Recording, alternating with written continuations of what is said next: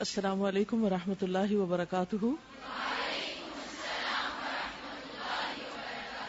کیا حال ہے آپ سب کا؟ نحمده ونصلی علی رسولہ الکریم، اما بعد فاعوذ باللہ من الشیطان الرجیم. بسم اللہ الرحمن الرحیم. رب اشرح لی صدری ویسر لی امری واحلل عقدۃ من لسانی یفقہوا قولی. رمضان کے لیے تیار ہیں؟ اچھا یہ بتائیے، آپ لوگوں نے کتاب کلاس میں شروع کی ہے شہر رمضان؟ کس کس طرح تیاری کی جاتی؟ پلاننگ کرنی ہے اور کیا کرنا ہے؟ گھر کی صفائی کرنی ہے. اور اس لیے میں ریکمینڈ کروں گی کہ سسٹمیٹیکلی سوچنے کے لیے آپ اس کتاب کا مطالعہ خود بھی کریں اور دوسروں کو بھی ساتھ شریک کریں. رمضان کی تیاری کا بہت اہم حصہ یہ ہے کہ ہم چاند دیکھنے کی تیاری کریں، کیونکہ نبی صلی اللہ علیہ وسلم نے فرمایا ہے اذا رأیتم الہلال فصوموا واذا رأیتموہ فافطروا فان غم علیکم فصوموا 30 یوما. جب تم رمضان کا چاند دیکھو تو روزہ رکھو، اور جب شوال کا چاند دیکھو تو روزہ افطار کرو، اور اگر مطلع ابر آلود ہو تو 30 روزے پورے کر لو. تو صوموا لرؤیتہ وافطروا لرؤیتہ، اس کو دیکھ کے روزہ شروع کرو، دیکھ کے افطار کرو. یعنی رمضان کا اختتام بھی چاند دیکھنے کے ساتھ ہونا چاہیے. تو ہمیں رمضان کا استقبال کرنا ہے چاند دیکھنے کے ساتھ، اور اس کے لیے آج آپ اپنے سب گھر والوں سمیت کوشش کریں گے کہ چاند کو دیکھ کر روزہ رکھیں. اور جب دیکھیں تو نیت اور سوچ یہ ہونی چاہیے کہ میں اس وقت نبی صلی اللہ علیہ وسلم کے حکم پر عمل کر رہی ہوں. بہت سے ذہنوں میں یہ سوال پیدا ہوتا ہے کہ سعودی عرب میں روزہ ہو گیا ہے، کینیڈا میں روزہ ہو گیا، دبئی میں روزہ ہو گیا ہے، آخر ہمیں کیا ہے، ہمارا روزہ کیوں نہیں ہوا؟ اس کی وجہ یہ ہے کہ ہم نے ابھی چاند نہیں دیکھا. تو چاند دیکھے بغیر ہمیں روزہ نہیں رکھنا. تو پہلی چیز کیا ہے؟ ہمیں چاند دیکھنا ہے، چاند دیکھنا ہے. اور اگر بادل ہو تو اس کا بھی آپ نے فرمایا کہ پھر فَأَكْمِلُوا الْعِدَّةَ 30 کی گنتی پوری کر لو. ٹھیک ہے، 30 کی گنتی پوری کر لو، یعنی شعبان کے 30 دن کر لو. تو ہمارا 30واں دن شروع ہو چکا ہے. تو اب اس کے بعد 31واں کوئی نہیں ہے. تو کل ویسے تو روزہ ہوگا ہی، تو اس کو فار گرانٹیڈ نہیں لیں کہ کل روزہ ہے تو روزہ رکھ لیں گے، سب رکھ رہے ہیں ہم بھی رکھ لیں گے. تو اس کو سنت کے مطابق شروع کریں. اس کی کیا وجہ ہوتی ہے کہ سعودی عرب میں چاند نظر آ جاتا ہے اور ہمارا نظر نہیں آتا؟ ٹائم زون کا فرق ہونے کے علاوہ آپ دیکھیے کہ چاند کب دکھتا ہے؟ جب سورج ہوتا ہے یا نہیں ہوتا؟ نہیں ہوتا. سعودی عرب میں سورج ہم سے 2 گھنٹے بعد غروب ہوتا ہے. یہ معلوم ہے نا آپ کو؟ یعنی 2 آورز کا ڈفرنس ہے، ٹائم ڈفرنس. تو 2 گھنٹے پہلے، یعنی اس وقت اگر 7:15 بجے سورج غروب ہو رہا ہے تو ہمیں 5:15 بجے چاند دیکھ لینا چاہیے. نظر آئے گا؟ کس کس کو نظر آئے گا 5:15 بجے چاند؟ نہیں نظر آئے گا. لیکن بائی دا ٹائم چاند سعودی عرب تک پہنچے گا تو وہاں کیا ہو چکا ہوگا؟ 7:15 ہو چکے ہوں گے، مغرب ہو چکی ہوگی. اور مغرب سے تھوڑی دیر پہلے وہ اگر چاند دیکھنے کی کوشش کریں گے تو انہیں چاند نظر آ سکتا ہے، جو ہمیں نہیں آ سکتا. اس لیے ہمیشہ ہم ایک دن پیچھے ہوتے ہیں. اور چونکہ نبی صلی اللہ علیہ وسلم نے ہمیں یہ سکھایا کہ چاند دیکھ کے روزہ رکھو، اس لیے ہم ایک دن اور موج کر لیتے ہیں. مجھے ہمیشہ پاکستان میں ایک ایڈڈ بینیفٹ یہ نظر آتا ہے ایک دن پیچھے ہونے کا، کہ زیادہ اچھی طرح تیاری ہو جاتی. لاسٹ مومنٹ تک بھی ہم تیاری کرتے رہتے ہیں لیکن ساری تیاری مکمل نہیں ہوتی. جسمانی تیاری، ذہنی تیاری، روحانی تیاری، کئی اعتبار سے ہمیں تیار ہونا ہوتا ہے. اس طرح جب ایک دن اور ملتا ہے مہلت کا تو مجھے بہت غنیمت لگتا ہے کہ اللہ تیرا شکر ہے کہ ایک دن اور مل گیا. پھر سوچتی ہوں کہ کیا موت کے وقت بھی 1 گھنٹہ 1 دن اور ملے گا کہ مزید کچھ کر سکوں؟ تو اس کے لیے مجھے آج ہی کچھ کرنا ہے. اور رمضان کا مہینہ تو نیکیوں کا موسم بہار ہے، اس لیے زیادہ سے زیادہ اپنے بیگ پیک کرنے ہیں. دیکھیں جب آپ دنیا میں کسی سفر کے لیے روانہ ہوتے ہیں تو عموماً کیا ہوتا ہے، آپ ایک محدود سامان ساتھ لے جا سکتے ہیں.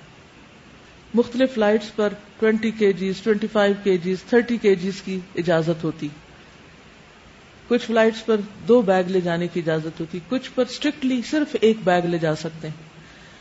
اب اگر آپ 2 مہینے کے لیے ٹریول کر رہے ہیں تو 1 بیگ میں کیا کچھ لے کے جا سکتے ہیں؟ کتنا کچھ زیادہ نہیں لے جایا جا سکتا، اور بہت سلیکشن کرنی پڑتی. لیکن آخرت کے لیے جب آپ کو اپنے نیکیوں کے بیگ بھرنے، اپنے سوٹ کیسز پیک کرنے ہیں، تو کوئی لمٹ ہے وزن کی؟ ہے کچھ نہیں. دنیا میں اگر آپ نے کچھ پیک نہیں کیا ہوتا تو کیا منزل پہ جا کر آپ کو مل جاتا ہے؟ مل جاتا ہے. مثلا یہاں سے اگر آپ دبئی جا رہے ہیں تو پاکستان سے زیادہ اچھی چیزیں مل جائیں گی. آپ اپنا ٹوتھ پیسٹ لے جانا بھول گئے، آپ ٹوتھ برش لے جانا بھول گئے، آپ ٹاول لے جانا بھول گئے، وغیرہ وغیرہ، تو کیا ہوگا؟ آپ ہمیشہ یہ سوچتے ہیں اچھا نہیں بھی سامان رکھا جا سکتا تو کوئی بات نہیں، وہاں پہنچ کر اور نئی چیزیں لے لیں گے، اچھی چیزیں لے لیں گے. تو آپ کو کوئی غم نہیں ہوتا گھر پہ چیزیں رہنے کا، کیونکہ وہ گھر پہ ہی چھٹی ہوتی. لیکن آخرت کے بیگ میں، آخرت کے سوٹ کیس میں اگر آپ نے چیزیں نہیں رکھی پوری، تو کیا وہاں آپ کو کچھ مل سکے گا؟ کوئی اور دے دے گا جس چیز کی ضرورت ہوگی؟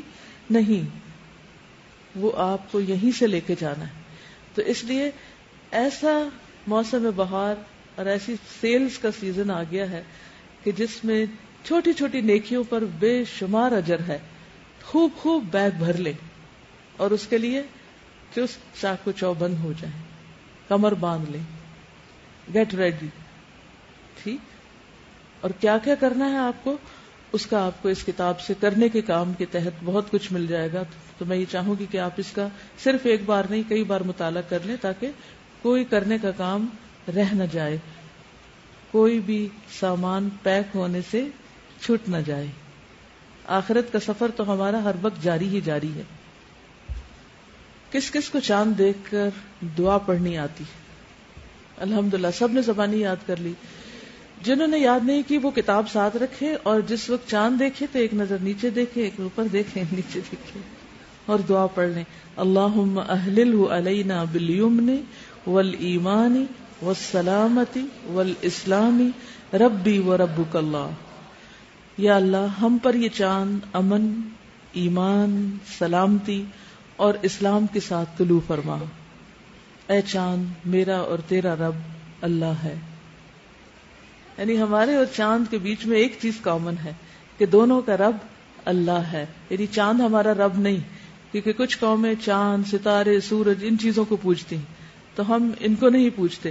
یہ تو صرف اللہ کی نشانیاں ہیں جو ہمیں اوقات بتانے کے لیے اور دیگر فائدوں کے لیے دکھائی گئی ہیں، ورنہ اصل چیز یہ ہے کہ ہم سب کا رب اللہ ہے. جیسے ابراہیم علیہ السلام نے چمکتے چاند کو دیکھ کر سوچا کہ شاید یہ رب ہو، لیکن جب غروب ہوا تو کہا کہ یہ رب نہیں ہو سکتا، تو وہ رب نہیں. دوسری دعا ہے اللہ اکبر اللہم اہلہ علینا بالامن والایمان والسلامت والاسلام والتوفیق لما تحب وترضى ربنا وربک اللہ. اللہ سب سے بڑا ہے. اے اللہ یہ چاند ہم پر امن، ایمان، سلامتی اور اسلام کے ساتھ طلوع فرما، اور اس چیز کی توفیق کے ساتھ جس کو تو پسند کرتا ہے. یعنی ہمیں اس مہینے میں ایسے کام کرنے کی توفیق دے، اور نہ صرف یہ کہ اس مہینے میں بلکہ سال کے ہر مہینے میں، کہ جس سے اللہ سبحانہ وتعالی راضی ہو جائیں. ہمارا اور تیرا رب اللہ ہے. تو اللہ کرے ہمارا یہ رمضان گزشتہ تمام رمضانوں سے بہت ہی بہترین ہو. ایک بات پچھلی بات کے حوالے سے، جہاں ہمیں رمضان کی آمد کی خوشی ہونی چاہیے اور رمضان میں اپنے ایمان کی تجدید ہونی چاہیے، کیونکہ دعاؤں میں بھی یہی چیز ہے، لیکن یہ سب کچھ صرف رمضان تک ہی نہیں رہ جانا چاہیے. کسی کا قول ہے بئس القوم لا یعرفون اللہ الا فی رمضان. کتنے برے ہیں وہ لوگ جو اللہ کو صرف رمضان میں پہچانتے ہیں، اللہ کی طرف صرف رمضان میں رغبت کرتے ہیں. تو ہمیں سارا سال رمضان کی طرح اللہ سبحانہ وتعالیٰ کی طرف رجوع کرتے رہنا ہے. ٹھیک ہے. اور ہو سکتا ہے آپ سوچتے ہو کہ اتوار کے دن کیوں بلا لیا گیا ہے اور ہماری اب کوئی چھٹی نہیں.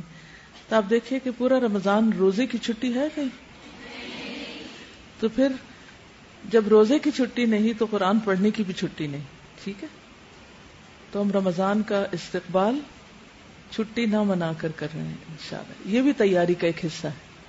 تیاری سے مراد صرف کپڑے دھونے اور گھر صاف کرنے کی تیاری نہیں، تیاری سے مراد روحانی تیاری بھی ہے کہ ہم واقعی رمضان میں کچھ کر سکیں. ٹھیک ہے. وآخر دعوانا ان الحمد للہ رب العالمین. السلام علیکم ورحمۃ اللہ وبرکاتہ.